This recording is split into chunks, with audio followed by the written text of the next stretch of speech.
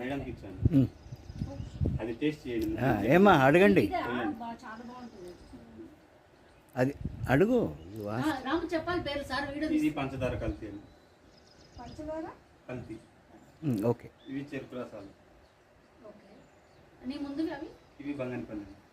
అవి పెద్ద రసాలు. తోతాపూరి చిన్న రసాలు. చక్కెరకేళి.